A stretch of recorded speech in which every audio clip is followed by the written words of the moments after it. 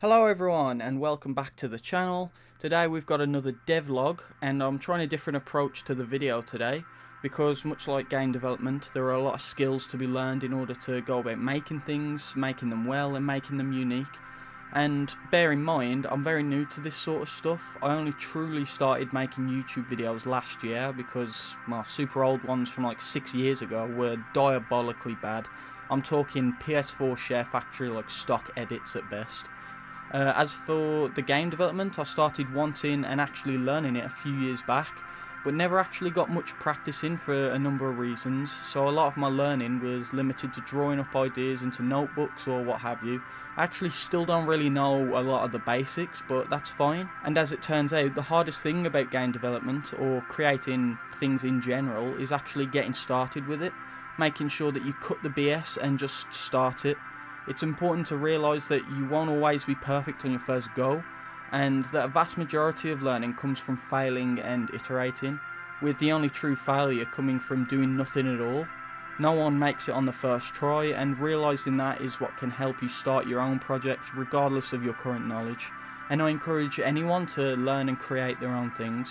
My goal when making these videos is to make it so it's more of a diary or a log, if you've noticed by the title for this one, just so I can reflect on what I've done and what I can do better. Granted, these videos aren't exactly prompt or consistent with any sort of upload schedule or anything, but I do try and then consistently learn how to be better at managing these sorts of things. And applying this logic to the development of my game is crucial to make progress on it whenever I have the free time to do so. And the time that I spend away from development, regardless of the reason, though 9 times out of 10 it's for pursuing education, it's spent more towards general learning, developing ideas, or touching up on what I've already done, including making sure that I'm still up to snuff with my game so that when I do come back I know where to pick up from. But getting onto the progress of the game, these lessons do translate into the video's topic. I've been looking back at the last devlog video and there are some things that I wanted to change and iterate on in order to make them better, so allow me to break it down.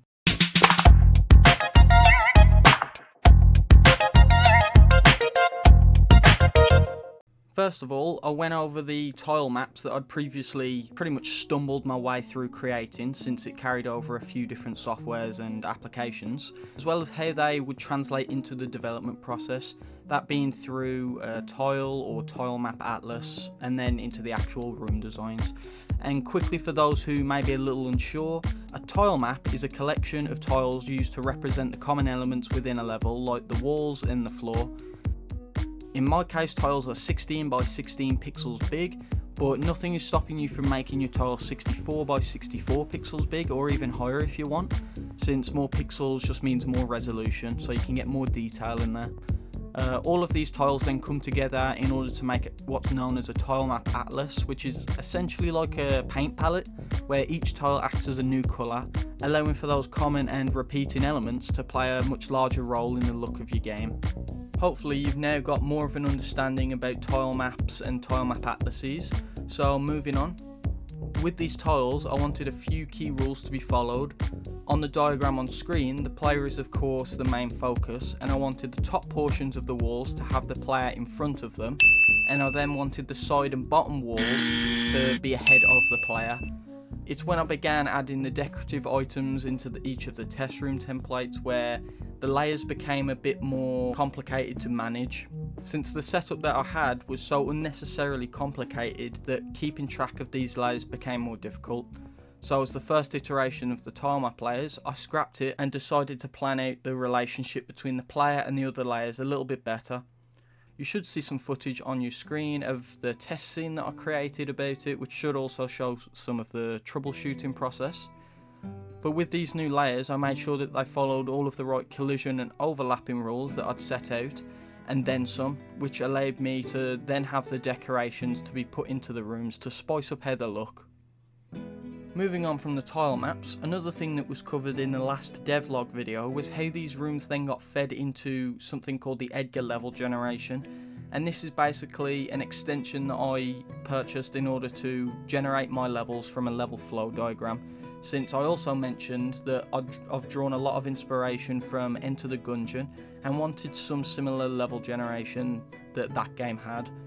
But before I continue, I must preface that you absolutely don't need to buy extensions or asset packs in order to make a game, and it can in fact be more freeing if you learn to make the stuff yourself, like with 3D modeling for example, 2D art and animation, or programming.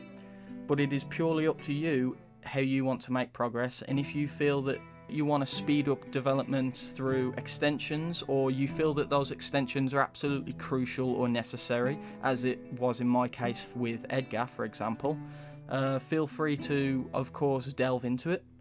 That being said, working with this new or even the old tile map layers with the Edgar extension was impossible when feeding them straight into it, since the room templates and the level generator are based on a predefined set of tile map layers.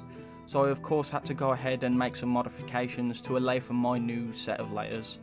In the documentation for Edgar, there are some references to a from example tile map option that makes this a bit easier, but I wanted to make some scripting modifications elsewhere too.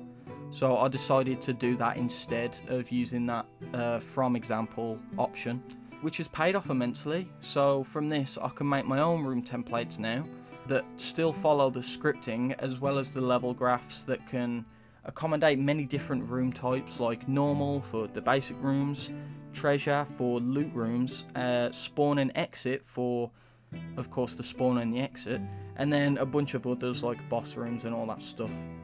And I understand that the video might be getting quite long at this point, but the final changes I've made when looking back are quite quick ones to cover, so let's do a little bit of rapid fire.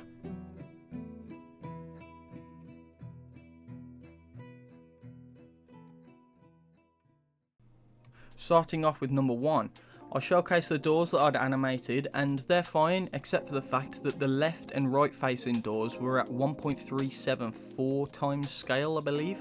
That was in order to meet the height of the walls within corridors.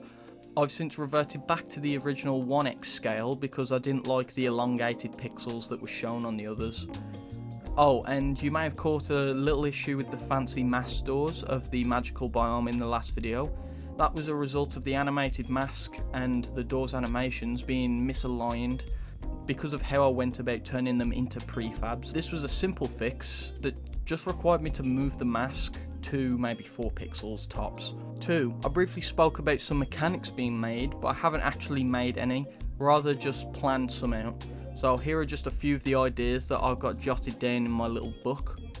For the first one, of course, like many dungeon crawlers, a dodge roll or dodge capabilities are a thing, and I decided on more of a dash, so in theory a player can dash over gaps or away from enemy attacks, which I feel like would play an interesting part, since a lot of the attacks in this game are going to be melee based. So moving on to the second one, taking inspiration from Enter the Gungeon yet again, or even games like Binding of Isaac, the rooms will be locked until all enemies are killed.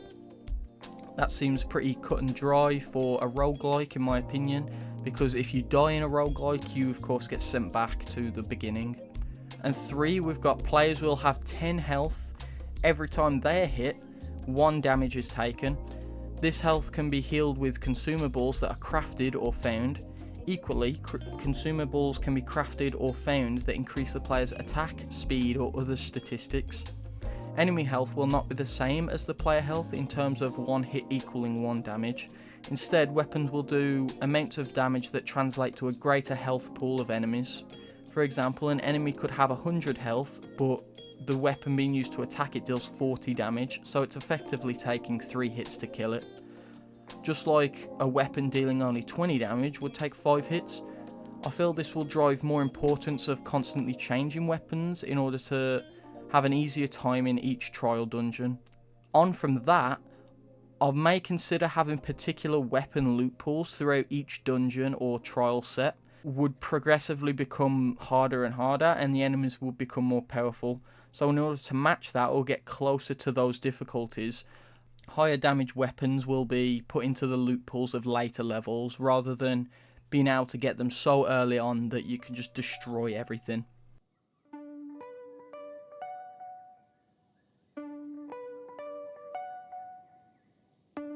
Right, on to number 3.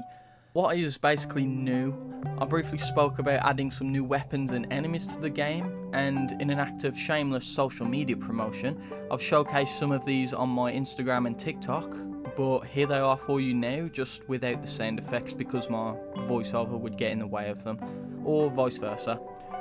I created and animated some bees. Not the bees! And they basically have 3 states of swarming: big, medium and small. I then created 2 sets of mushrooms, a melee/physical attack only one, and a magic mushroom. I don't condone the use of magic mushrooms, this is just a jokey name for an enemy in a video game.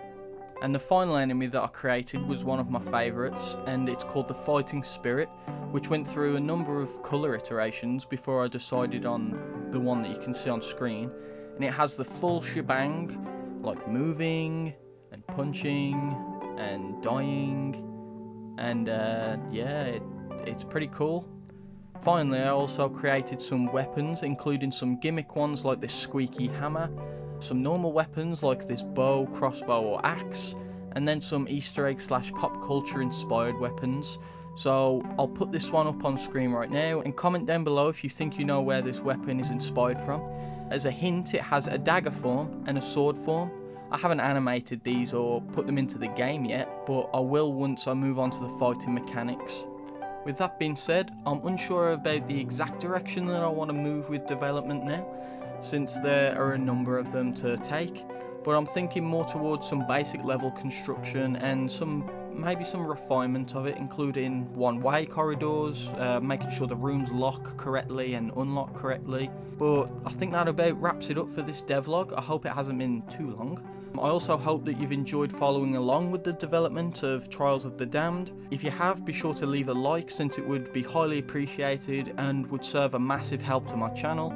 I apologise for the waiting in any sort of upload, but if you don't want to miss when I do upload, be sure to also subscribe and turn on notifications, as even watching or sharing the video helps me out significantly. Wink wink, please share the video. Anyway, all jokes aside, with that being said, I hope you enjoy the rest of your day, and I will see you in the next video. Bye bye.